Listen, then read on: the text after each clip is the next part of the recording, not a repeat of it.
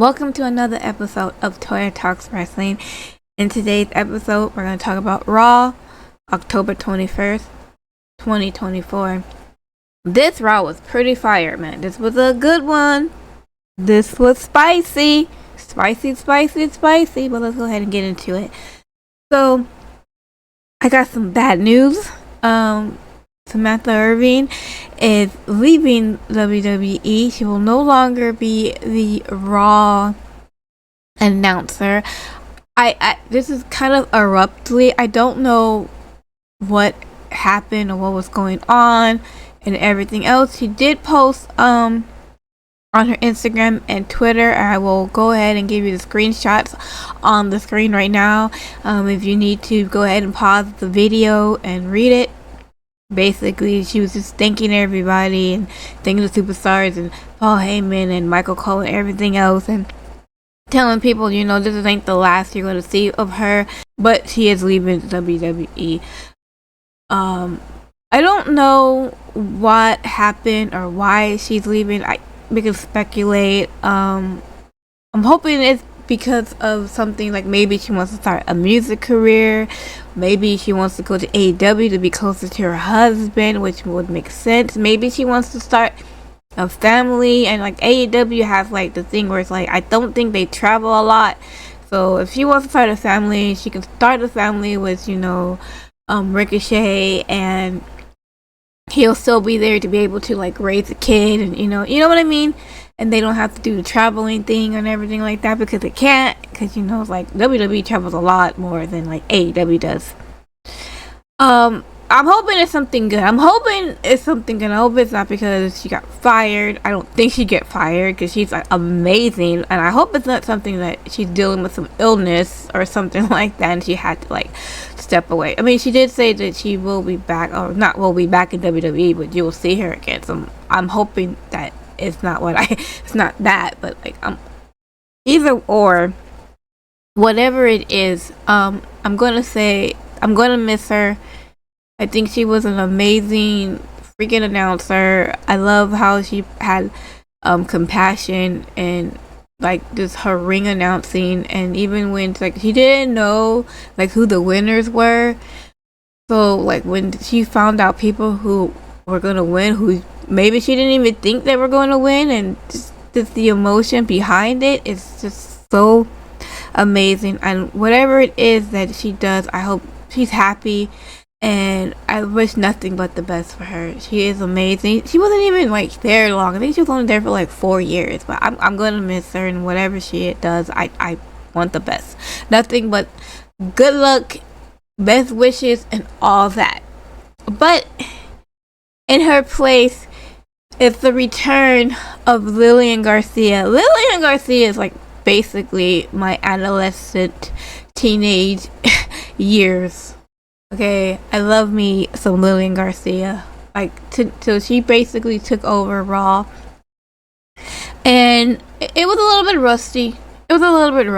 But I think once you get into the swing of things again, it's gonna be fine. It's gonna be great. But yeah, you gotta give her some little bit of time, guys. You got a little bit of time. It's been a while, alright? It's been a while, but I love Lillian Garcia, and it's good to see her again. But yeah, sad news that Samantha is gone, and will truly be missed. Alright, well, let's move on. Morgan and Raquel Rodriguez had a match with Damage Control's Io Sky and Kairi Sane.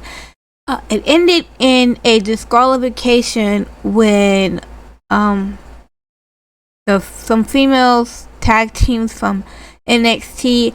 I know one name is Lash Legend or Lash Legion or something like that. I can't remember the other one. I'm sorry. Can't remember her name.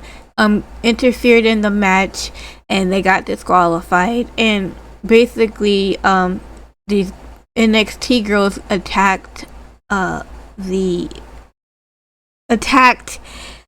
Damage Control because I guess they have a match tonight between these two. So, but they attacked him. I mean, they had some good moves and everything else. Like I said, I don't really know who they are.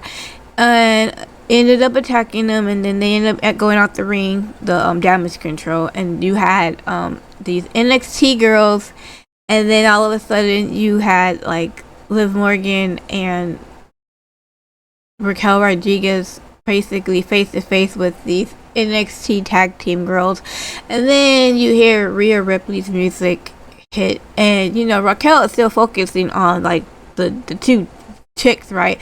And but Liv Morgan is like looking like, you know, ghost. I just saw a ghost. You know, that look, like that frightful look, like, oh shit, mom's home, get out the bed because you have a boyfriend there or something. I don't know, there's something like that kind of thing. Anyways, she's looking at these other girls kind of like, you know, can you help me kind of thing. The other girls kind of like backing up like, nah, you're on your own here, right? So they leave the ring, and then like Raquel, like Rodriguez was like, you know, pretty much telling like, hey Liv, don't worry, I got this, I'll handle Rhea Ripley. And then, you know, Rhea Ripley comes into the ring and then headbutts Raquel, and then they start going at it. Raquel pushes her and everything else to like the ropes, and then Raquel goes and tries to like attack her again, but then, you know, Rhea Ripley pulls the ropes down to where Raquel, you know, falls over the ropes, and here comes like, you know, Rhea Ripley's pulling herself up with a big old Chester cat smile, you know, like from fucking ear to ear. And you know, Morgan tried to make her escape, but Rhea Ripley caught her by her hair, and then, you know, started tossing her up and everything else, you know. And Liv tried to like, you know, cut back, but at no prevail. Rhea Ripley put her in a submission hold and everything. Put her in a submission hold and then put her out, and then took her out of the submission hold, because here comes Raquel, and Raquel gets a good, you know, kick to the face by Rhea Ripley. And then Rhea Ripley tried to riptide Liv Morgan, but Dominic Mysterio came in and pretty much pulled her over the ropes on the other side and saved her. And then, you know, for that, Dominic Mysterio got, you know, thrown over into the ring by Rhea, and he put him in a submission hold. And then, you know, Raquel and Liv tried to, you know, they saved him from her. Okay, so like at this moment, Rhea Ripley was OP. She took out Liv, Raquel, and freaking Dom. Come on now. Super strength Rhea over here. But yeah, I would imagine in a few weeks, Rhea's probably gonna get, you know, jumped by Raquel and Liv. So, but it was a good segment. And up with Liv, Raquel, and Dom, let's talk about Judgment Day. So, you know, they were backstage into their new clubhouse or whatever, and Raquel Rodriguez, like Finn Balor was asking, hey, how you like the new clubhouse? It's like, I don't care about the new clubhouse. It's Raquel Rodriguez is like, I don't care about the clubhouse. I want to get my hands on Rhea Ripley.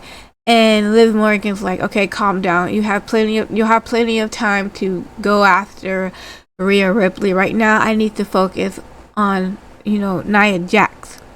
And Finn and JD need to focus on their tag team titles against the winners of whoever wins the match. I'll explain that later. But Finn was like, you know, we're not really worried about who we're gonna face, because we can face anybody, right? It's gonna be an easy win. What I'm worried about is Damian Priest challenging Gunther or going after the heavyweight title again, because Damian Priest went up to Gunther and said, you know what, I'm going to go and I'm gonna work my way back up, and I'm gonna basically challenge you for that title, and once you get done with Crown Jewel, you're gonna have me as your problem, basically. So, but anyways, let's go back to Judgment Day, right? And then Dominic Mysterio was like, well, what if I go after Gunther and win the title? And then Carlito like started laughing, right? And then Liv Morgan's like, yo, that's not cool. I'm like, Dominic can totally beat like Gunther for the title, you know. And he's like, the Carlito was like, well, JD left too, and Dominic's like, no, I just heard you. And then Raquel Rodriguez asked the question that we're all wondering, what exactly do you do here? You know, like, why are you here? Right? We all been wondering this question. This is like an age-old question here. And basically, Carlito's like, I keep things cool around here, and I fix things. Basically, he told Dominic that he's gonna go talk to Adam Pearce to get him a match for Gunther's title, right? So later on in the show, you had, you know, Carlito coming back, and Dominic's like, well, what did he say? He said that you got your match. And they said, for the title? For with Gunther? He's like, no, not with Gunther, but if you beat this person who is a former heavyweight champion, or I don't know if it's a heavyweight champion, but it's a former champion, then you can be the number one contender for Gunther's title. And then Dominic Mysterio's like, okay, cool, who is the match with? And basically Carlito's like, I don't know, I didn't ask. Does it matter? I'm like, and they're like, are you serious? Like, way to fix things, right? And it's like, so we don't know who Dominic Mysterio is facing, I think next week, at for the number one contender. It could be Damian Priest, could be anybody really. I have no idea, but we'll see. Should be interesting though. Alright, so let's talk about another thing that happened at Raw. So in the beginning of Raw, you know, like once again they have like where you have like the superstars walk in and they make their entrance into the building, as you know, they get their suitcases and everything else. So you see Bronson Reed come in with his all black on, hair slicked back. He actually looked pretty good, right? Looked pretty good. And you see him with his suitcase, you know, rolling suitcase and everything else. And then all of a sudden, you just see someone just jump up and attack him, and it was Seth Rollins. And Seth Rollins got his suitcase and basically started just beating the crap out of him with the suitcase. And here comes security and everything else. And Seth Rollins like, but we're just getting started. I'm just getting started, right? So Seth Rollins makes like a beeline to the ring. The camera follows him through the backstage, through Gorilla, plays his music. He ain't singing, he ain't dancing, he ain't doing none of this stuff. He goes straight to the ring and says, cut my music, cut the music.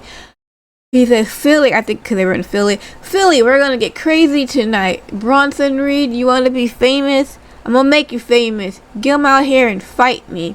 And then Adam Pearce comes out, and it was security, and basically was like, hey, we're not doing this tonight. No. And then you see behind Adam Pearce, just a body just flying across the stage. Like, just flew across the stage. Adam Pearce turns around, and here comes Bronson Reed, just tossing freaking security guys out the way, right? And Adam Pearce is trying to get into Bronson's face, like, no, we're not doing this. And he comes, and Bronson Reed is coming towards the ring, right? And he gets stopped by the security, and then Seth Rollins goes and he does a suicide bomb against the security and on Bronson Reed and everything else. Then Bronson Reed tosses him in the ring, and they fight a little bit in the ring and everything. And you know, Bronson Reed gets Seth Rollins on the ground, on the mat, and he's about to go and do a tsunami, but you know, luckily Seth Rollins rolled out the ring. And then, you know, Bronson Reed goes and shoulder attacks Seth Rollins from the wrestling pole.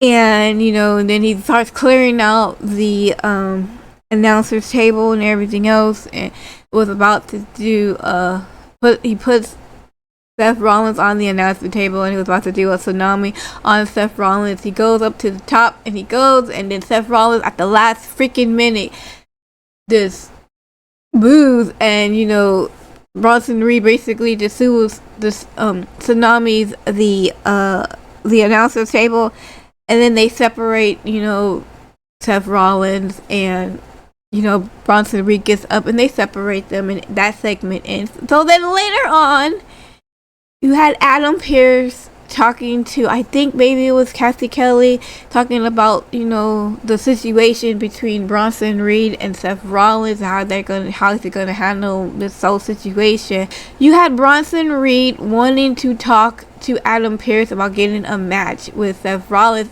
As this is happening, Seth Rollins goes and attacks Bronson Reed, and they go and they fight again, and the security guard had to separate them again. So then later on in the show, you have Seth Rollins coming up to Adam Pearce asking for a match with Bronson Reed, and of course, yes, it happened again. Bronson Reed attacks freaking Seth Rollins, right? And Adam Pearce is like, I have had enough with you two. I'm over it. I'm over it. You know, you want a match, fine. You get your match. You have your match at Crown Jewel. And, you know, Seth Rollins is laughing. Bronson Reed says you just basically sealed your grave and everything else. And I'm just like, oh my goodness, this match is going to cook. This is going to be so fire. Oh my goodness, so much fire. I love it. It's so beautiful. So dang on beautiful. Anyways. So we had a match between the New Day and the Final Testament's AOP. The New Day ended up winning this match because the Final Testament was out there. When they were out there, The Miz had came out like during the match and pretty much was like on like the side of the Final Testament. The Miz was out there, and all of a sudden you see R-Truth, no laughter, no haha, no funniness, pretty much attacked The Miz and like basically beat the crap out of The Miz. And then you had the, like, I think it was one of the Final Testament, I don't know if it was Karrion Kross or the other guy, pretty much got into R-Truth's face, and R-Truth pretty much, you know, threw him into the ring post. And as he did, you had, I believe it was Xavier Woods roll up one of the AOP members, and I'm sorry, one of the OP members, and then roll him up for the win. Right? They roll him up for the win and got the win. So the New Day is going to advance to the number one contender spot to whoever's gonna fight the Judgment Day.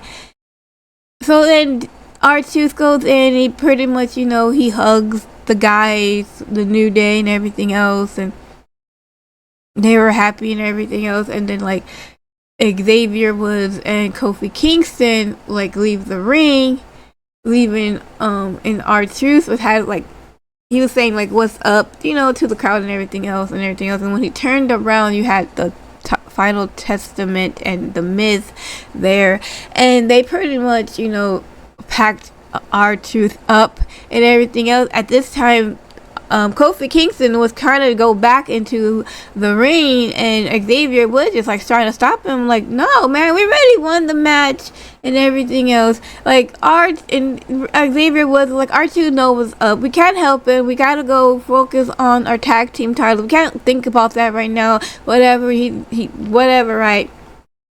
But that's okay. That is okay, because you know why it's okay? Because then the lights go out. And no, the show was not over. The lights go out. And you know when the lights go out, you know what that means, right? Y'all know what that means. You remember when I told you that the Miz might get a visitor pretty soon? Well, the visitor came in the form of the Wyatt Six. The lights go out, you hear the music, and basically the lights go back on, and the Wyatt Six where all of them were like surrounding the Final Testament and the Miz. So and they started. You had Nikki Cross on the top rope, and basically just jumped Scarlett. Has Scarlett ever wrestled before? I don't know if I've ever seen a Scarlett wrestle before. But anyway, she jumped Scarlett. And here's the basically Wyatt Six attacking the Final Testament and everything else. It basically crowded out the ring into the crowd. There was no one left in the ring except for the Miz. Miz was like pretty much hiding in a fetal position, trying to like this, I don't know, and everything else. And he thought he got away, and you see Uncle Howley like come up behind him, right? And then he's about to attack the Miz, but one of the members of the Final Testament was, I don't know, some LD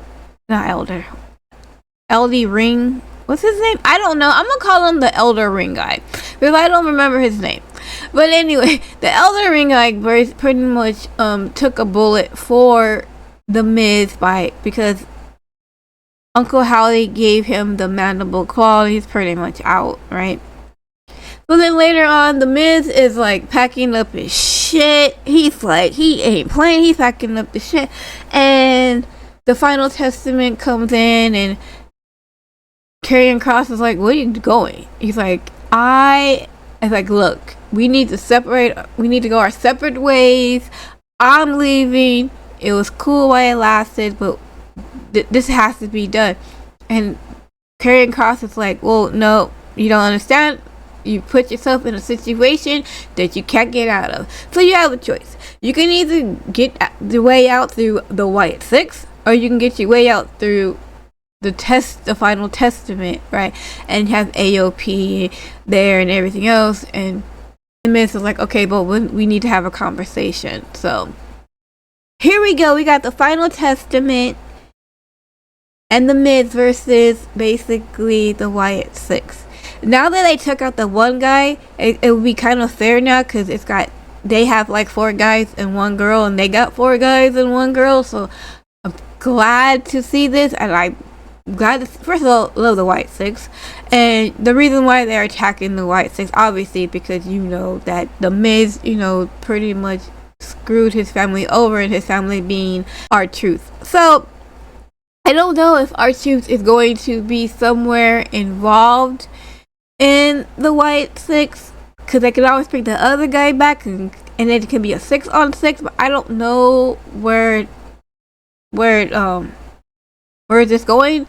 But it's very interesting. I'm really interested, and I can't wait to see what happens in the future with these 2 teams.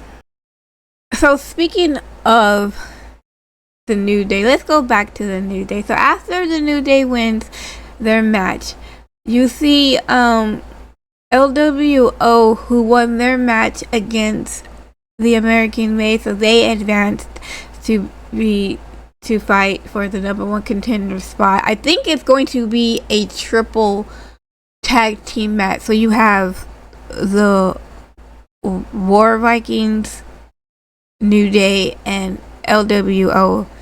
So LWO was doing the interview, and then Xavier Woods basically comes up and, shit talking to like Rey Mysterio, saying that, I hope, that's saying that basically they're going to win and everything else. And Kofi Kingston was like, what is up with you, dude? Like, why are you getting into Rey's face? You didn't want to help R-Truth, and now you're trying to get into Rey's face.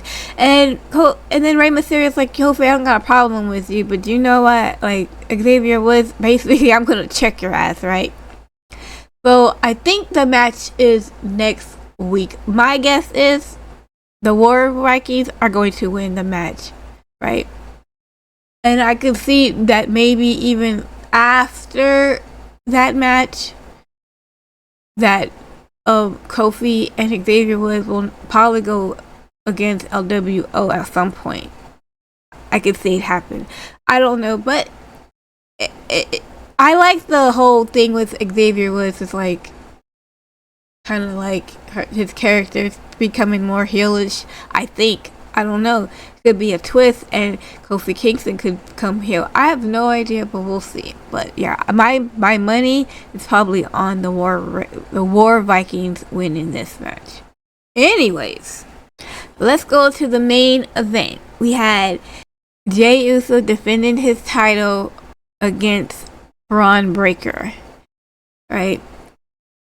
So the match is going, and during the match, you see Solo and Jacob Fatu, and Jey Uso noticed them, and Solo's like, "We got tickets. We came to see the show." At one point, Jey Uso goes up to Solo and says, basically, "What are you doing here? Like, why are you here?"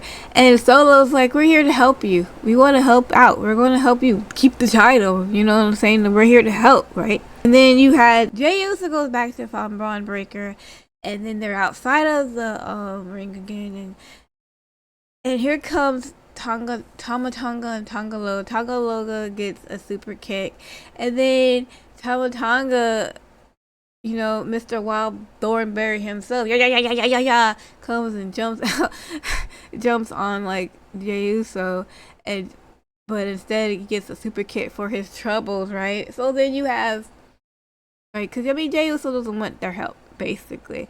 And then you have Solo Sikoa coming over the barricade and it's like, "What are you doing? We are trying to help you. We are trying to let you keep your freaking title. We need to help you. All you need to do is acknowledge me and we can help you keep this title. You can come join us. You can be with us. We'll help you. We'll help you keep the title. We'll protect you. We are trying to protect you," right? As this is happening, right, here comes Braun Breaker, trying to go in there for the spear. And then Solo pushes Jey Uso out the way and takes a super spear from Braun Breaker. And then as he took the spear, here comes Jacob Fatu. And Jacob Fatu gets into the face of Braun Breaker. The chills, they didn't touch, they didn't say anything, but man, the eye-to-eye contact, the closeness, oh my gosh, book this match. Take my money. I need to see this match. I'm sorry, kids, you ain't going to college because mommy just spent your money, because mommy needed to see this match between Braun Breaker and Jacob Fatu. When it happens, oh my goodness, I want it to happen. It needs to happen, right? It was so, the moment was so intense that the crowd was shouting, "Holy shit, holy shit, holy shit." No one said anything. No one made a move. Just the look of it. You got the big dog versus the Samoan wolf. Oh my gosh. Sign me up. Where do I sign for this match? Where do I put the pledge? I want it. So then the match continues, and then you had the Tongas again trying to get involved in the match, but this time Adam Pearce went out and basically just kicked the Tongans out and told them to go up the rope, up the ramp, and they're trying to like basically just escort them out the freaking building. I guess the ref for the match went with them for some odd reason. I don't know. Anyways, you had Jey Uso going around, and he's about to run and do a spear on. Jey Uso's about to run around the ring and go do a spear on Braun Breaker, but instead gets super kicked by Jacob, and then gets a Samoan drop on the announcer's table, where Braun Breaker saw every goddamn thing, and I don't think that Solo knew what Jacob Fatu was going to do, because basically Solo was just out from the spear. So I think Jacob Fatu did this on his own without having, saying getting the permission or the go ahead to do so. Braun Breaker goes Jay back into the ring and hits the ropes and hits the spear, and 1, 2, 3, we got a new IC title champion, as we already knew that this was going to happen. right? You see Jacob Fatu's picking up Solo and going up towards the ramp, and you see Jey Uso's out.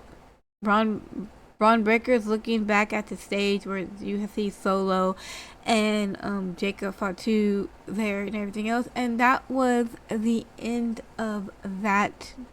So I think Braun Breaker's gonna keep the title to WrestleMania, and then hopefully Sheamus will win the title off or Braun Breaker at WrestleMania.